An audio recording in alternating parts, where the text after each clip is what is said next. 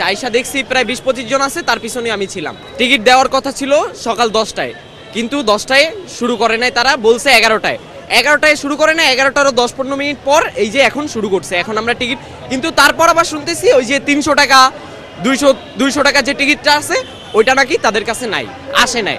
Server down টাকা, খালি server note down টাকা, আমি অনলাইনে টিকিটই পাই না। আর লাইনে আসছি সকাল 6টা বাজে, এখনও টিকিট পাই না। আমাদের লোক আরও 4-5 জন পিছনে আছে। আমি জায়গায় আসছি যে টিকিট ছাড়ছে নাকি দেখতে আসছি। আমি গতকাল সকাল 6টা থেকে সারাদিন ছিলাম, কালকে টিকিট পাইনি। আজকে সকাল 6টার সময় আসছে এখানে এসে হবার মাত্র টিকিট পাইলাম, তা 500-200 টাকার টিকিট নাই কোনো। হ্যাঁ না, এটা তারা কিছু বলে না, নাই। ওদের অনলাইন নোটিশ অনুযায়ী ছিল যে অনলাইনে বিক্রি করা হবে এবং ব্যাংকের মাধ্যমে দেওয়া হবে, কিন্তু আমরা অনলাইনে সার্ভারে খুঁজে পাচ্ছি না, মানে সার্ভার ফুল ডাউন, সারাদিন পাচ্ছি না। তারপরে আপনার মধুময় ব্যাংকে আসলে ব্যাংক ফুল ক্লোজ, ব্যাংকে টিকিট পাচ্ছে না। তার মানে গতকালকে টোটালি টিকিট পাওয়া হয় নাই। এখন কালকে রাত্রে থেকে অনেকে 10টায় আসছে, সন্ধ্যায় আসছে, 12টার দিকে আসে, এখানে সিরিয়ালে আছে।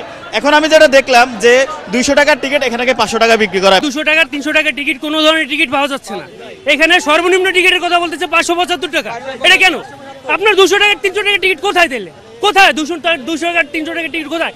আপনি 12:30টার পরে স্টেডিয়ামের সামনে যাবেন, তখন ঠিকই কিন্তু 200 টাকার 300 টাকার টিকিট পাবেন, ঠিক কি না?